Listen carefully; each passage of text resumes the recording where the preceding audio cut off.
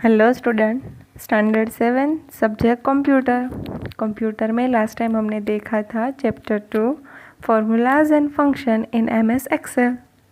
हमने previous standards में MS Excel का यूज़ अच्छे से कर लिया है, लेकिन अब हम देखेंगे एमएस एक्सेल के कुछ एडवांस फीचर्स। उसके अंदर हम कैसे फार्मूलाज यूज़ करके हम हमारा टास्क इजीली कर सकते हैं। लास्ट टाइम हमने देखा था कैसे हम फॉर्मूला ऐड करके हम कोई स्टूडेंट्स के सभी सब्जेक्ट्स के मार्क्स को टोटल कर सकते हैं।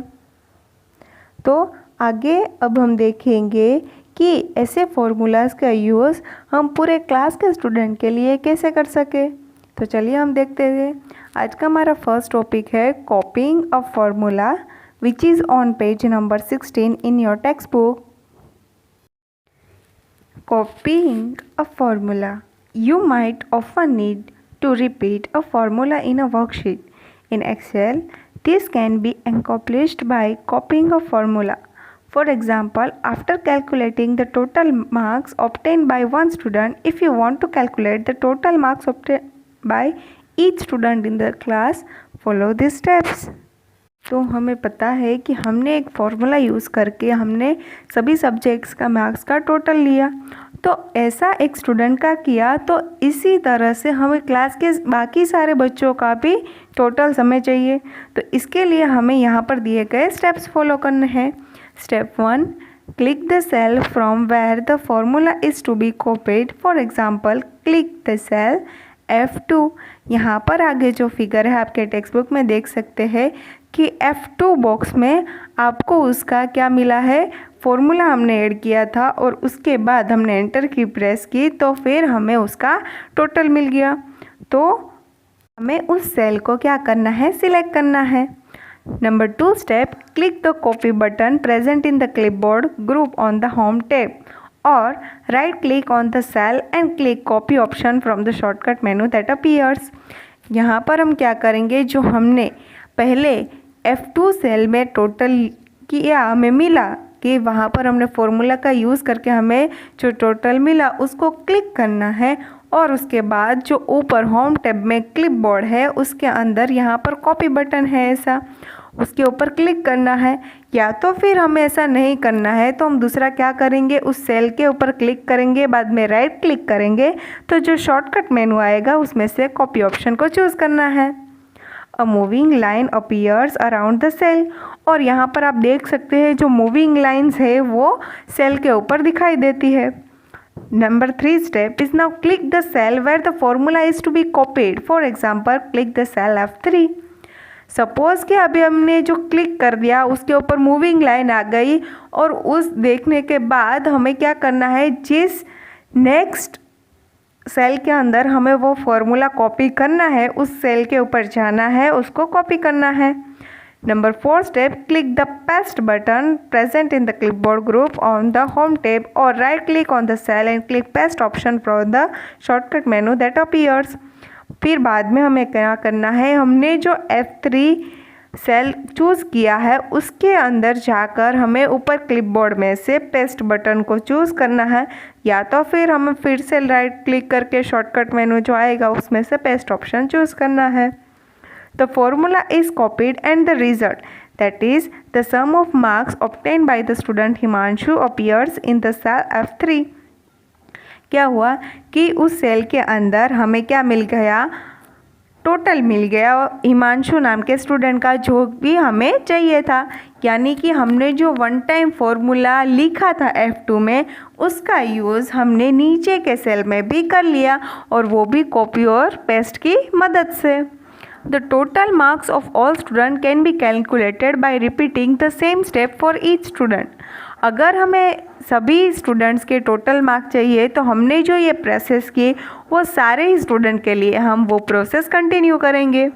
Note that the formula copied for different cell is the same except that the formula is in cell F3 adds the entire in row 3। The formula in cell 4 adds the entire in row 4 and so on। हमने जो ये सारे step follow किए वो सारे ही step हमें 1 by 1 cell में जाकर कंप्लीट कर देना है। If you want to copy the same formula in multiple adjacent cells at once, select the desired range of cells after copying the formula and then paste the formula. अभी आपको इससे भी easy things में करना है तो हम क्या करेंगे, पहले तो जहाँ पर फॉर्मूला हमने टोटल का लिखा था उसे कॉपी कर देंगे और बाद में क्या करना है, जितने भी सेल में हमें सब्जेक्ट्स के टोटल मार्क्स चाहिए उस सारे ही सेल को हमें ड्रैग एंड ड्रॉप कर देना है, वहाँ पर हमें सिलेक्ट कर देना है उस सारे सेल्स को और बाद में वहाँ पर क्या कर देना है, पेस्ट कर देना है, ताकि हमें उस सारे स्टूडेंट्स के टोटल मार्क्स मिल जाए जिसको हमने सिलेक्ट किया है।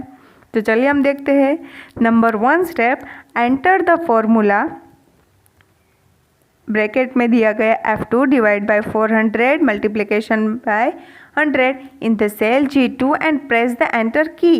यहाँ पर देखो हम देख सकते हैं कि परसेंटेज निकाला है हमने टोटल मार्क्स का और बाद में हमने क्या किया है, नंबर 2 स्टेप में copy the formula entered in the cell G2 और बाद में G2 सेल के अंदर से उस फॉर्मूला को हमने कॉपी कर दिया।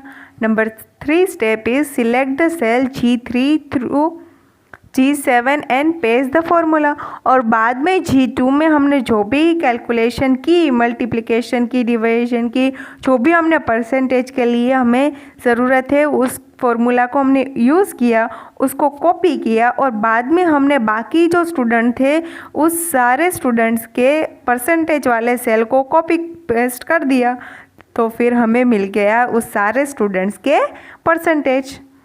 Another simple and easier way to copy the same formula to a range of adjacent cell is by using the fill handle. For this, follow these steps. इसका दूसरा भी हम यूज़ कर सकते हैं। क्या करेंगे, हमें इस स्टेप्स को फॉलो करना है। Number 1 step is click the cell containing the formula, जिस सेल के अंदर वो फॉर्मूला है उसे क्लिक करना है। Number 2 step is click and drag the fill handle over the desired range of cell और बाद में हमें क्या करना है, उस जो सारे हमें वहाँ पर हमें परसेंटेज चाहिए उस सारे सेल्स को हमें ड्रैग कर देना है, जो भी डिज़ायर्ड सेल में हमें उसका रिजल्ट चाहिए।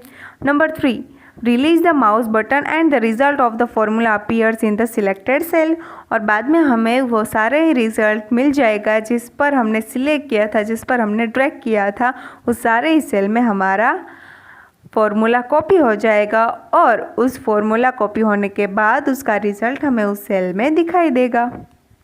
हमें पता चल गया कि कैसे MS एक्सेल के अंदर फॉर्मूला कॉपी करके हम अपनी कैलकुलेशन, अपने फॉर्मूला परफॉर्म कर सकते हैं सेल्स के अंदर। तो हमें पता चल गया कि कैसे copying a formula in all the cell use किया जाता है। अब हमारा नेक्स्ट टॉपिक है सेल रेफरेंसिंग। तो चलिए हम देखते हैं MS एक्सेल के अंदर सेल रेफरेंसिंग कैसे काम करता है। As studied earlier, each cell has a unique address which is specified by the interaction of the row and column corresponding to that cell। तो हमने पता है कि जो भी सेल होता है उसका एक पर्टिकुलर यूनिक एड्रेस होता है और वो रो और कॉलम के वाइज होता है। Excel can record cell address in formulas in 3 different ways. तो एक्सेल है उस सेल एड्रेस का फॉर्मूलाज रिकॉर्ड करता है 3 डिफरेंट वेज में। First is relative reference, second is absolute reference and third is mixed reference. When you copy a formula, it is important to know how the formula is recorded और stored. जब भी हम formula copy करते हैं तो हमें ये जानना ज़रूरी हो जाता है कि जो फॉर्मूला रिकॉर्ड और कॉपी हुआ है वो कैसे हुआ है। तो फर्स्ट हम देखेंगे रिलेटिव रेफरेंसिंग।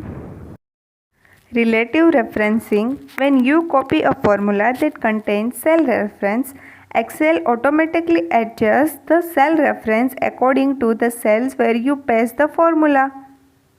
जब भी हम कोई सेल के फॉर्मूलाज को कॉपी करते हैं तो एक्सेल क्या करता है, ऑटोमेटिकली एडजस्ट कर लेता है उस सेल रेफरेंस को जहाँ पर हमें वो फॉर्मूला पेस्ट करना है। Cell references that change when copied are known as relative cell references and this type of cell reference is called relative referencing. और जब भी हम वो फॉर्मूला पेस्ट करते हैं, कॉपी करते हैं, तब क्या होता है, जो एक्सेल है वो सेल रेफरेंस को खुद ही चेंज कर लेता है। और इसी तरह के सेल रेफरेंस को कहते हैं relative referencing. Suppose your teacher enter the marks of students obtain in different subject in your class. To calculate the average of each student is time consume. To avoid this follow this steps. तो suppose के teacher ने सारे student के subject के marks add किए और फिर उसके एवरेज निकालनी है, तो सारे स्टूडेंट के एवरेज निकालने में बहुत टाइम कंज्यूम होगा। तो इसको अवॉइड करने के लिए, इसको इजी वे में करने के लिए हम ये सारे steps one by one follow करेंगे। Step 1 is enter the data as shown in figure 2.5 in the worksheet. आप देख सकते हैं 2.5 की फिगर है, उस वर्कशीट में हमें डेटा एंटर करना है। उसमें स्टूडेंट्स के नाम है और सारे ही सब्जेक्ट के मार्क्स है।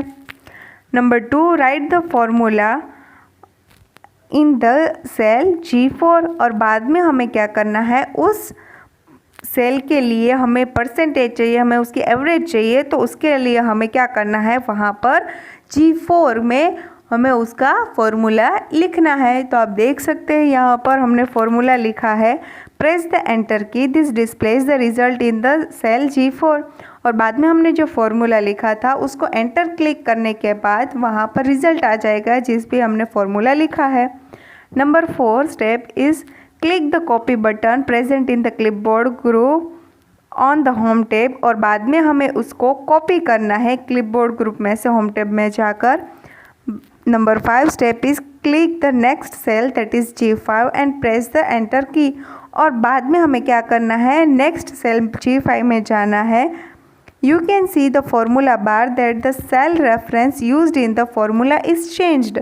अब आप देख सकते हैं वहाँ पर ऊपर जो फॉर्मूला यूज़ हुआ था वो अपने आप ही कुछ चेंजेस के साथ वहाँ पर लिख कर आ गया है। Number 6, repeat steps 4 and 5 until you have finished performing the calculation।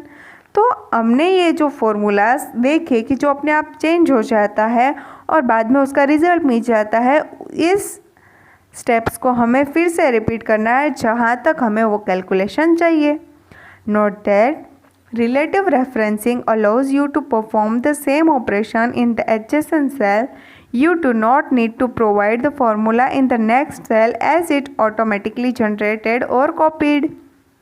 जैसे कि हमने देखा कि रिलेटिव रेफरेंसिंग में ये सारे चीज़ें ऑपरेशंस अपने आप हो जाती है, तो हमें फिर बाद में फॉर्मूलाज उस सेल को देने की ज़रूरत नहीं है, वो ऑटोमेटिकली जनरेट हो जाते हैं या तो फिर कॉपी हो जाती है। The referencing of the new cell where the operation और formula is copied are reflected in the formula bar. जिस फॉर्मूला का यूज़ हम करते हैं वो हमें दिखाई देता है ऊपर फॉर्मूला बार के अंदर, जहाँ पर हमने रिलेटिव रेफरेंसिंग यूज़ किया है। तो ये था relative referencing. Our next topic is absolute referencing.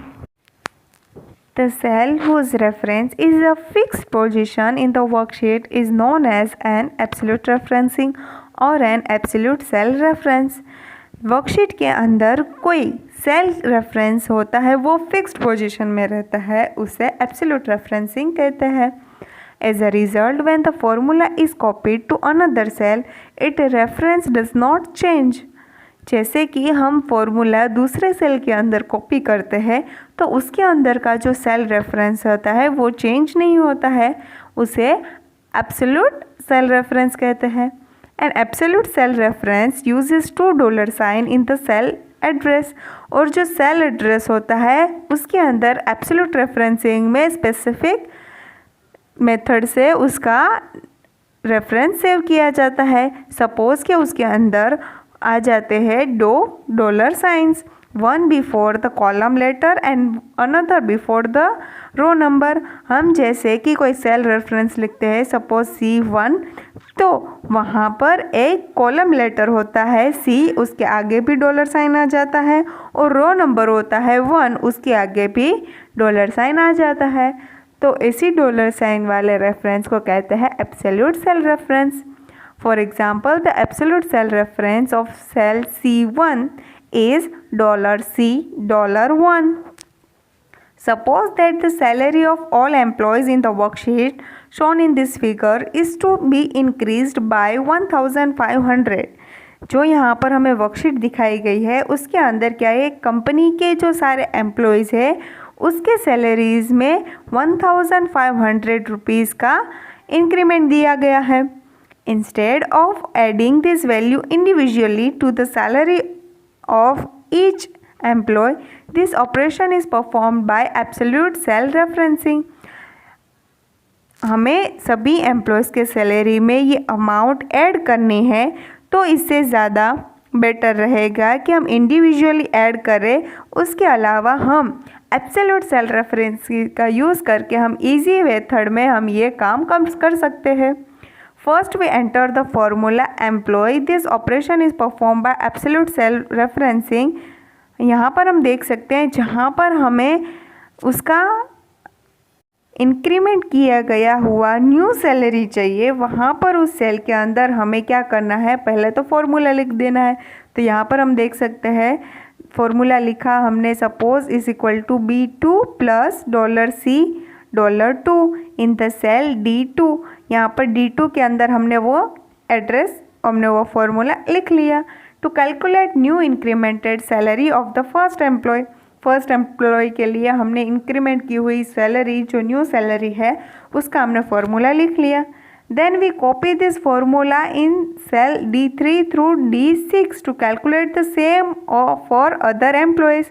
और बाद में हमें सेम वे का यूज़ करना है, तो हम इस फॉर्मूला को कॉपी करके और बाद में सारे ही जो यहाँ पर सपोज़ कि D6 तक हमें इस फॉर्मूला चाहिए, तो वहाँ पर हम वो सारे एम्प्लॉयज़ के फॉर्मूलाज को कैलकुलेट कर सकते हैं. Notice that when the formula is copied, only the relative address of the cell change and the absolute address remain the same. जैसे कि हमें यहाँ पर कुछ नोटिस करना है, तो यहाँ पर सिर्फ जो रिलेटिव रेफरेंस है वो ही चेंज होगा, जबकि एब्सोल्यूट रेफरेंस है वो एज इट इज़ रहेगा. For example, when you copy the formula B2 plus $C$2 to another cell, only B2 relative address, जो हमने बताया कि ये B2 है वो रिलेटिव एड्रेस है, वही सिर्फ चेंज होगा. जो $C2 और $2 है वो नहीं चेंज होगा. While the absolute address $C$2 remains the same. This implies that when the formula is copied to the cell D6, the formula becomes is equal to B6 plus $C$2.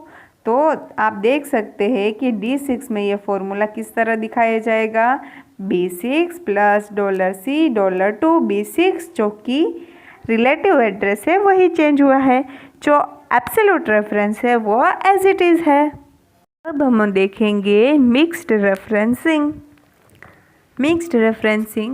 When a cell reference contains both the relative and the absolute reference, it is known as mixed referencing और mixed cell reference.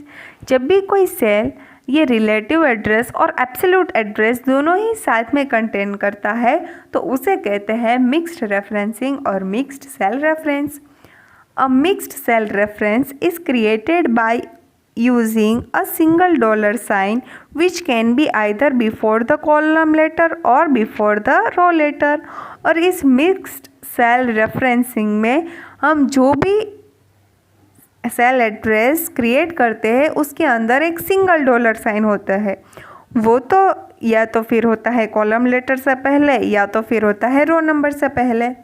The mixed references are used when we want to keep one part of the reference absolute and the other can be relative. तो हम इस referencing का use कब करते हैं, जब भी हमें क्या करना है, जो एब्सोल्यूट सेल रेफरेंस है उसको एक पार्ट को हमें एज इट इज़ यूज़ करना है और दूसरा जो रिलेटिव है उसको साथ में यूज़ करना है, तब हम इस मिक्स रेफरेंसेस का यूज़ करते हैं. For example, the mixed reference $4 implies that the row part of the reference is absolute. जैसे कि यहाँ पर दिया है $4, वो क्या करता है कि जो यहाँ पर रो पार्ट का रेफरेंस है वो क्या है, एब्सोल्यूट है, while the column part is relative, और जो कॉलम पार्ट है वो रिलेटिव है। Similarly the mixed reference $E4 implies that the column part of the reference is absolute, मतलब कि $E4 है, वहाँ पर जो कॉलम पार्ट का रेफरेंस है वो एब्सोल्यूट है, वो एज इट इज़ रहेगा। When the formula with the mixed cell reference is copied to another cell, only the relative part of the cell changes। जो हम ये सेल एड्रेस को हम दूसरे सेल के अंदर कॉपी करते हैं तो वहाँ पर सिर्फ रिलेटिव वाला एड्रेस ही चेंज होगा, जबकि एब्सोल्यूट वाला एज इट इज़ रहेगा। While the absolute part of the address remain the same। Shown in this figure, the commission rate for each zone respectively, which is calculated on the basis of cells। तो यहाँ पर हमें जो 4 zone दिए गए हैं उसका हमें कमीशन रेट चाहिए, तो उसके लिए हमें यहाँ पर क्या करना है, to calculate the commission rate for zone 4 first we enter the formula is equal to F2 multiplication by $8 in the cell F12 and copy this formula to cell F13 through F15। तो हमें क्या करना है, हमने जो यहाँ पर reference use किया है, जो फॉर्मूलाज रेफरेंस के अंदर यूज़ किया है, उसको हमें कॉपी करके पेस्ट कर देना है F13 to F15। Notice that when the formula is copied the absolute row reference $8 does not change. तो यहाँ पर हमने जो एब्सोल्यूट एड्रेस $8 दिया है वो चेंज नहीं होगा, सिर्फ क्या होगा, रिलेटिव सेल रेफरेंस ही चेंज होगा। This implies that when the formula is copied to cell 15, it becomes F5 multiplication by $8। तो सिर्फ जो रिलेटिव वाला एड्रेस है वो ही चेंज हो रहा है, जो एब्सोल्यूट एड्रेस है वो एज इट इज़ रहता है। और ये दोनों का यूज़ हम एक साथ करते हैं, इसीलिए इसको कहते हैं मिक्स्ड रेफरेंसिंग। तो आप इस फिगर में भी देख सकते हो, हमने कमीशन रेट जोन का काउंट किया और वो भी 1 by 1 कॉपी और पेस्ट करके उसमें absolute address as it is रहता है और रिलेटिव एड्रेस चेंज हो जाता है। तो हमने आज देखा कॉपिंग ऑफ फॉर्मूला और सेल रेफरेंस।